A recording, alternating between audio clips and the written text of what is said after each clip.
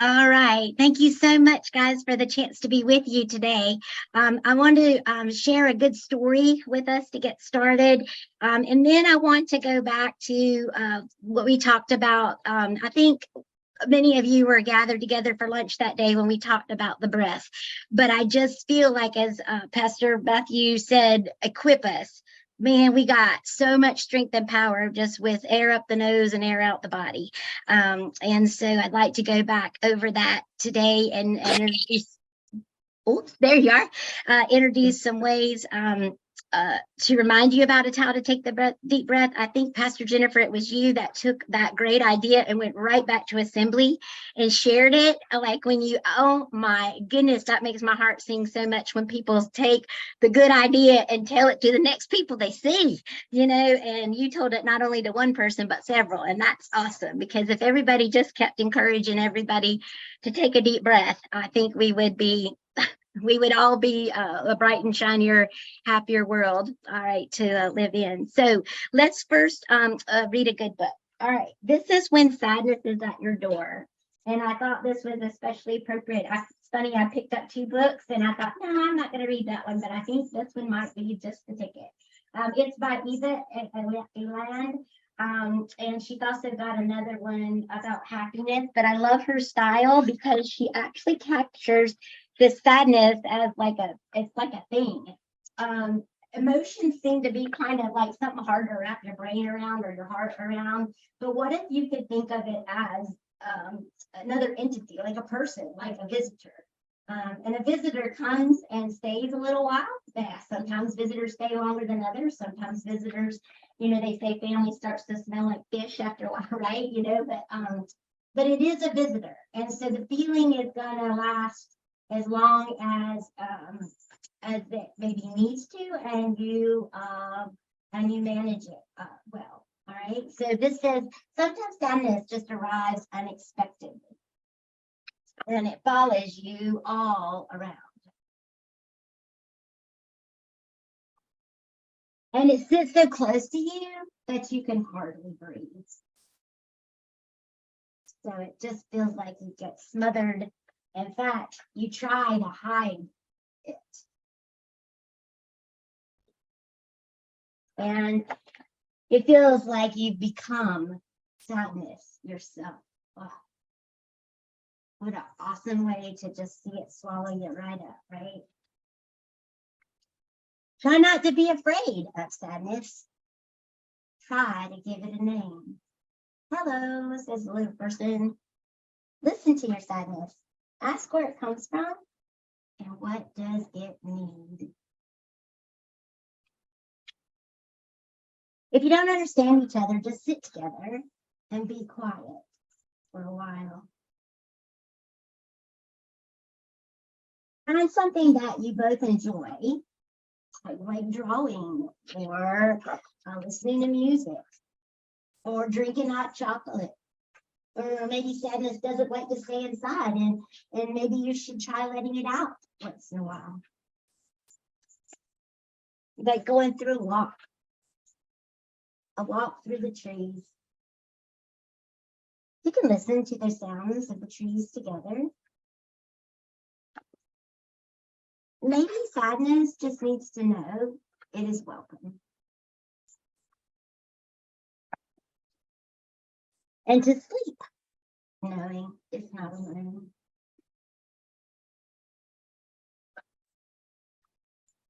When you wake up, sadness might be gone. Don't worry, today is a new day. And it's got lots of different ideas of how to work your sadness in papers of the book. I love this story because sometimes that sitting with the sadness is the best thing to do. And that it reminds me that sitting quietly and still is like a time to be with just your breath, right?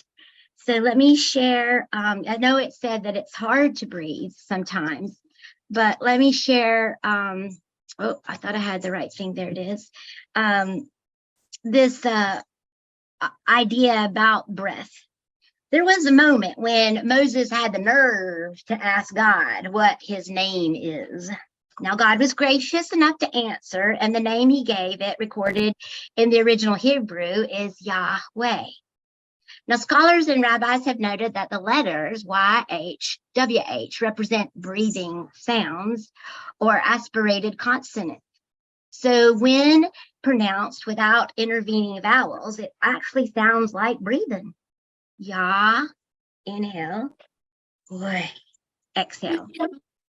So it's a baby's first cry. The first breath speaks the name of God. And a deep sigh calls his name, or a groan or a grasp that is too heavy for mere words. Even an atheist would speak his name unaware that their very breath is giving constant acknowledgement to God. Likewise, a person leaves this earth with the last breath, which God names, when God name is no longer filling their lungs. So when I can't utter anything else, is my cry calling out his name? Being alive means I speak his name constantly. Is it heard the loudest when I'm the quietest? In sadness, we breathe heavy sighs. In joy, our lungs feel almost like they will burst. In fear, we hold our breath and have to be told to breathe slowly to help us calm down. And when we're about to do something hard, we take a deep breath to find courage. When I think about it, breathing is giving him praise, even in the hardest moments. This is so beautiful, and it fills me with emotion every time I grasp at the thought. God chose to give himself a name that we can't help but speak every moment we're alive. All of us, always, everywhere, waking, sleeping, breathing, with the same name, with the name of God on our lips. And there's the author listed. And I just think that if you've never thought of that before, that's a beautiful encapsulation of all those ideas. And if you have, it's a great reinforcement of those thoughts. While I'm sharing the screen, I want to show you this particular picture. Some of you remember we had the apron at First Call Cohort, that lunchtime. And this is so cool because you see that the diaphragm here is below the breathing cavity and above the eating parts of your body. And when you breathe in, the diaphragm will lower, right, and expand so that you can get a whole tank here, a full tank of breath in this upper part of the body. Your lungs fill with air when this diaphragm goes down. With little kitties, we talk about that, the belly expands, and I get them to lie on their bellies and they can feel the diaphragm at work. You can also put your hand on your tummy and take your tongue out like a dog on a hot summer day, and sometimes you can find the diaphragm and where it's at work in your body there. But it's important, because we use just the tops of our lungs most of the time, to remember that the deep breath is very healing for our bodies. The deep breath is what helps our brain and helps us to stay in the upstairs part of our brain and not the downstairs part of our brain, which is like where we flip our lids and we are panicky or out of control or not unsure, or things that are just too big and chaotic. We can control that or manage that well with a deep breath. The exhalation over here shows you that the diaphragm rises, and then everything kind of gets a little smaller as the lungs empty and the belly is going to maybe contract. So again, we just wanted to remind you about, when we're talking about breathing, we don't want just a little breath. We want a big, deep breath. All right. So I will stop sharing. All right, and just give you some ideas about the benefits. So every time you have a panic or a fear or a sadness that's overwhelming, your brain, your body takes over the part of you called the amygdala, is your security guard. And it's like, okay, slow down, this is not good. And it's the part of you that, is going to run for cover, which you need that part of you to kick in, because you don't need something to happen and you need to think it through before you smash on the brakes or before you react to that stick that's moving so beautifully. You got to have that amygdala at work and on guard, because you need to react first many times before you think something through. But what happens to us in 2023 is that we live in a state of being where we are always on guard, and that takes a toll on your body. Your body wasn't designed to do that. In fact, we use those two different ways of being. You've heard of flight, fright, and flee and fawn. I don't know if you've ever heard that piece of it too, but there's that part that's where you're in the emergency mode. But then there's that tend, befriend, rest, digest, that part of you that can well, it's the breed, and there's something else there with that one too. But it's like that part of you that can heal and create and can process food well, and so that's the part we want to be more. So this is going to be your upstairs brain, right behind your forehead. The prefrontal cortex is where you're going to think. All right, and then the downstairs brain is where we want to manage and control with our breath. When it's appropriate, we want our reactions to be right on, but we don't want to live there. All right. So I have, as always, a few little toys to remember some breathing patterns. And Pastor Eller, while I get this out, do you want to tell them the story about one of the cohort friends that really liked the box breathing? It was a big success for that person. Yeah. So if you remember, or if you weren't with us when we had lunch together at Assembly, and this may have been what Pastor Jennifer was talking about when then you got on stage, about the box breathing. And if you don't know what a box breathing is, it's an inhale on a count of 4. So you inhale for 4 counts, you hold it for 4 counts, you exhale for 4 counts, and you hold it for 4 counts. A lot of times you may have read that Navy SEALs will do this either to prepare themselves to go into something or as they're recovering. I often find that when I'm driving in Atlanta traffic, sometimes like when somebody pulls right out in front of you, like I can literally feel the adrenaline rising. But in order to keep driving and not, fall apart, I immediately start that box breathing.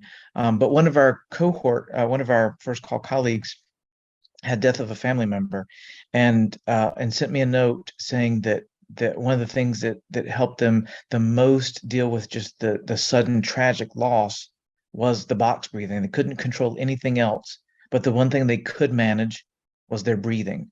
And I found, even when I was doing it recently on my trip, was instead of counting, is I count my actual heartbeats, because that then is paying my breathing and attention to my heart. And so then I kind of hold it for 4 heartbeats, and I'll breathe for 4 heartbeats, hold it for 4 heartbeats. And then it's kind of this an awareness of you're okay. And if you're not okay, that's all right also. But we're here, we're right here. So it can be very anchoring in the midst of something that feels quite chaotic. All right, I thought that was really cool how you had an actual testimony of somebody that said, I couldn't have gotten through what I got through without knowing that breath pattern really helped me. And so that's the idea, is to introduce tools and then find the tool that fits your toolbox the best and add that to your thinking cap, right, to your toolbox and your good ideas. So here's my brain, and this is the prefrontal cortex, the upstairs brain, that's the wise leader, the part of you that makes all the decisions. And then downstairs here, and some of the this is hanging out here is dopamine. Some of the neurotransmitters are out and about, but the brain stem down here, the downstairs brain, that's what we're talking about. We don't want that part of us to be in charge. It's part of the more basic things, like keeping your heart beating, like keeping the food. You don't tell yourself to do those things. Your body's going to do those things, and you need that part of your brain at work. But if your amygdala has sensed that there's danger and has started to go into this panic kind of cycle, you need to be able to use the breath to talk to it. So you need to be able to breathe, because that's the language that speaks to that primitive part of your body. And Pastor Eller made such a great observation when we were thinking about the breath together. He said, that's the language of God. That's the language of God. That is Yahweh. So you have the power of the resurrection to every breath you take. and it's such a simple thing, and you may think, oh, I can't believe we're spending the 30 minutes talking about this, but it is the most important thing, to be able to breathe, because of all the systems you're in charge of with that part of your brain. You can't be in control of any other one but your breath. That's the only one God gave you some choice with, right? As far as, I can't say heart rate speed up right now or heart rate slow down right now, but you can do that with the breath. Right. So we'll use this toy first. I love this toy. It's a Hoberman sphere, and you breathe in. Just sit up nice and tall in the space you are in right now and breathe out. Maybe scoot to the front of your chair if your feet are not secured to the ground. That's a grounding thing, to be able to touch the floor with all the parts of your feet. So breathing in and breathing out. Now, you don't have to have toys to take a deep breath. You don't have to have a lot of space to take a deep breath. You might not need anything, like as of right now, you don't need maybe something to help you do the breath. Sometimes people do have oxygens or inhaler, or as they need. But you think about the breath as something that you can be in charge of. You don't need anybody else to help you get her done. And for right now, it doesn't cost anything to take a big breath in and a big breath out. If you can add taking 3 to 5 breaths every now and then, pretty regularly, before you start every meeting, or before, and just remind yourself that we're asking God's presence to be aware, to be aware of it, to be have it all, to be present, and to be helping us make our choices and our decisions, and to help us to be in that calm and confident body. Bunny breath is really interesting, because bunny breath is about the inhale. The inhale is the energetic breath, and the exhale is the calming breath. So if you want to have a little more energy for something and you're a little lethargic, you can breathe in, and then you can breathe out. All right, you don't have to have bunny ears when you grow up. Those are great for little people to explain about. You use your bunny nose and you sip in the air till you can't sip it in anymore, and then you let the breath go. So inhalations can help you find energy. Holding the breath, like Pastor Justin described with the box breath, allows for you to hold in the energy of the inhalation. A lengthening exhale, like when you breathe in and then you breathe out, and you lengthen it as long as you can, is very soothing and calming to the body. Other things that you can do is you can get bubble timers and fun little toys just to have on your desk as knickknacks for people that when they come in, they like to play with it and watch and breathe, and just say, hey, how about let's breathe or be still and quiet as we get started today. And let's watch this bubble timer. Oh, so much fun, and never the same show twice. All right. You can get those fun little things at Amazon. All right. And, oh, bless, what do you do? All right, fun with dogs. All right, here we go. And there's again the idea of the power of the resurrection as we think about what's it. All right. So breathing in.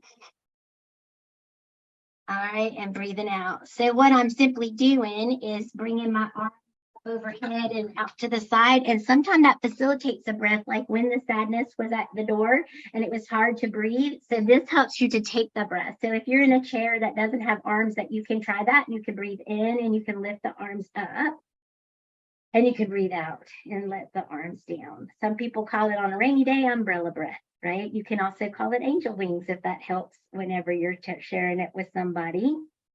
And then you can take your angel wings and go where you breathe into 4 o'clock and 8 o'clock, and then let the breath go and match the breath, right? You can breathe up to 3 o'clock and 9 o'clock, and then let the breath go, and just match inhalations. You can breathe all the way up to 12 o'clock. And always say whatever your shoulders are doing or whatever your arms, it's all good, because some people, especially those recovering from falls and rotator cuff surgery, their wings may not go as high as others. All right, but it's a great way to connect and get a good breath. All right, so as we I want to show you the website, so let me go back to share screen. All right, so let me get here. Okay, so if you go to the website that is listed on the and this is a view that's in the creative view, but if you go to the website that is linked on the SC the ELS the Synod website, I'm trying to say, you can have access to all these good ideas. And let me just get here so that you can see it the way you would see it. There's my introduction, the first time ever, y'all, I went to Buc-ee's. And so we got that on film. And then here's some other things like books I'm reading, the events and things that I've done. But there's a breathing toolbox here that I'd like to share with you alongside of other resources that I created, and any feedback. If you could ever give me some feedback, my committee would sure, internship committee would sure appreciate that, because they don't ever see me in action. But they got to evaluate me. So here's some ideas, other ways to breathe and to have fun. But I wanted to show you here that it's just air in and air out. It's not anything special. It doesn't cost anything. You don't need a lot of space to do it. You don't really need anyone's help right now. You might not need a special equipment, but sometimes I know people do. You could do it anytime, anywhere. It calms your nervous system. It improves the respiratory system. It relaxes the muscles tension in your body, and it relaxes your mind and enhances your ability to concentrate and to memorize and to be more fully present, which is what we're all trying to do as we help the weary, worn world, right? So again, tons and tons of ideas. So you could check one out during your devotions each day and just have some grins and giggles. Some of these are really big on like lion's breath is really big on getting stuck breath out of your body. Pastor Justin, you want to tell them the one you found for your wife whenever she was about hitting the wall doing some assignment a couple of, it's been a week or so now. Yeah, so we kind of frazzled, and so one that we learned was you inhale as much as you can, and you hold it, and then you inhale a little bit more. So you did do a full inhale, and then inhale a little bit more, and then instead of just breathing it out, you sigh it out like a guttural groan, like. So actually, let me invite all of us. You can put yourself on mute, or we could do it like a chorus, but inhale as much as you can, and then a little bit more, and then. And I will tell you, sometimes just and there's a science, and Dieta can tell us in a different time about it, but the vibration of our vocal cords helps with that. It actually is another calming mechanism that is, and for me, sometimes just not just to breathe it out is too easy. I need to like push it out. Like I got to get this out, because sometimes that helps clear out the cobwebs of whatever might be feeling tight. Because sometimes the regular breathing doesn't break loose, as I'm learning about it with a frozen shoulder. It doesn't break all that scar tissue loose. For me, sometimes doing a vocal sigh out of a deep exhale breaks loose that scar tissue. And we can let that scar tissue be a metaphor for lots of things in ministry. Yeah, I don't think I need to explain it, but you know what I mean by scar tissue. So sometimes that deep guttural exhale, that sigh that we know that God hears, that we don't have to put words to, is a prayer.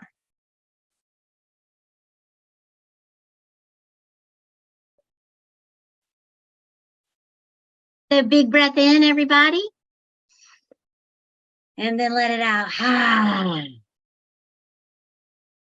Yeah. Big breath in. Try it one more time.